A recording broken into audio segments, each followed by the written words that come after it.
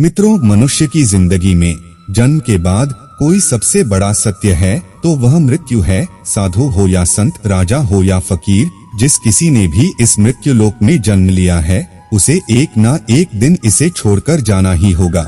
ऐसे में जो लोग इस सत्य को समझते हैं वो मृत्यु के बाद मोक्ष पाने की अभिलाषा में अपने जीते जी तो पुण्य कर्म करते ही हैं, बल्कि मरने के बाद भी कुछ कर्म ऐसे हैं जो मृतक के परिवार वालों द्वारा विधि पूर्वक किए जाएं तो मृतक की आत्मा को मुक्ति मिलती है।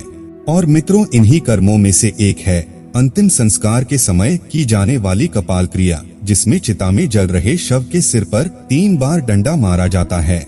लेकिन क्या आप जानते हैं कि ऐसा क्यों किया जाता है और चिता में शव के सिर पर डंडा मारने का हमारे ग्रंथों में क्या महत्व बताया गया है? अगर नहीं जानते तो कोई बात नहीं, आज की हमारी इस वीडियो को पूरा देखने के बाद जरूर जान जाएंगे। नमस्कार दर्शकों, एक बार फिर से आपका हमारे YouTube चैनल माया लोक में स्वागत है। गरुड़ पुराण के धर्म कांड में मृत्यु के बाद किए जाने वाले कर्मों से जुड़ी बहुत सी मान्यताओं का वर्णन किया गया है। इसी अध्याय में शव के कपाल पर प्रहार करने की प्रक्रिया से जुड़ी विभिन्न धार्मिक तथ्यों का भी व्याख्यान किया गया है। गरुड़ पुराण में मनुष्य के अंतिम संस्कार को लेकर एक निश्चित विधि विधान का वर्णन मिलता है, जिसका पालन हिंदू धर्म के किसी भी व्यक्ति के अंतिम संस्कार के समय होता ही है।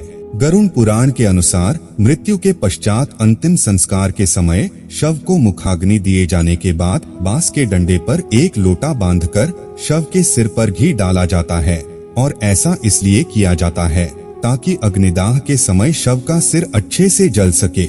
इसके पीछे का एक कारण यह भी है कि मनुष्य के सिर की हड्डी बाकी अंगों की अपेक्षा ज्यादा मजबूत होती है, इसीलिए उसे अच्छे से अग्नि में नष्ट करने के उद्देश्य से ही शव की खोपड़ी पर ये घी डाला जाता है। अब प्रश्न ये उठता है कि शव के कपाल को पूर्ण रूप से नष्ट करना क्यों आवश्यक है? वास्तव में इसे करने के पीछे का कारण भी गरुड़ पुराण में वर्णित है, जिसके अनुसार यदि शव की खोपड़ी अग्निदाह के पश्चात अध जली रह जाती है तब मृतक के अगले जन्म में उसका विकास पूर्ण रूप से नहीं हो पाता और वह अविकसित ही रह जाता है। इसके अलावा एक कारण यह भी है कि अगर कपाल क्रिया नहीं की जाए तो मृतक के प्राण पूर्ण रूप से स्वतंत्र नहीं होते और उसके जन्म के मार्ग में बाधा उत्पन्न हो जाती है, जो कि उसके परिजन बिल्कुल भी नहीं चाहेंगे। इसीलिए शव के परिवार द्वारा अंतिम संस्कार की किसी भी प्रक्रिया में ढील नहीं दी जाती। अलग अलग धर्मों में मनुष्य के अंतिम संस्कार से जुड़ी अलग अलग मान्यताएं और विधि विधान है। जैसे कि इस्लाम धर्म में मृत्यु के बाद उनके शव को जलाया नहीं जाता बल्कि दफनाया जाता है, जबकि हिंदू धर्म में मृतक के शव को जलाने की मान्यता है। अब आपको बताते हैं कि ऐसी कौन सी मान्यता है जिसका पालन करने हेतु मनुष्य की मृत्यु के उपरांत शव के कपाल अर्थात सिर पर डंडे से ये प्रहार किए जाते हैं। मित्रों, प्रचलित मान्यताओं के बीच एक विधि का वर्णन श्राद्ध चंद्रिका पुस्तक में वर्णित है, जिसके अनुसार सिर में ब्रह्मा का वास माना गया है, इसलिए शरीर को पूर्ण रूप से मुक्ति प्रदान देने के लिए कपाल क्रिया की जाती है, जिसके लिए मस्तिष्क में स्थित ब्रह्मरंध्र पंचतत्व का पूर्ण रूप से विलीन होना आवश्यक है। इसीलिए कपाल क्रिया को अंतिम संस्कार के प्रक्रिया में महत्ता दी गई है। इसके अतिरिक्त आपने ये भी सुना होगा कि कुछ अघोरी और तांत्रिक कपाल का उपयोग अपनी तंत्र विद्या और सिद्धियां प्राप्त करने के लिए करते हैं। यदि ऐसा उनके प्रियजन के कपाल के साथ हो जाए तो मृत्यु के बाद मृतक के लिए मोक्ष प्राप्ति की प्रक्रिया असंभव हो जाएगी।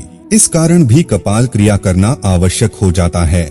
कपाल क्रिया को समझने के लिए हमें शरीर और इसमें मौजूद 7 चक्रों से जुड़े पहलुओं को जानना भी आवश्यक है, जिसमें मूलाधार चक्र, स्वाधिष्ठान चक्र, मणिपुर चक्र, अनाहत चक्र, विशुद्धि चक्र, आज्ञा चक्र और सहस्त्रार चक्र शामिल है। इनमें से सहस्त्रार चक्र को कपाल क्रिया से सीधा जुड़ा हुआ माना जा सकता है। सहस्त्रार अर्थात मस्तिष्क का मध्य भाग। इसे आप इस तरह भी समझ सकते हैं कि यह मस्तिष्क का वो हिस्सा होता है जहां चोटी रखी जाती है।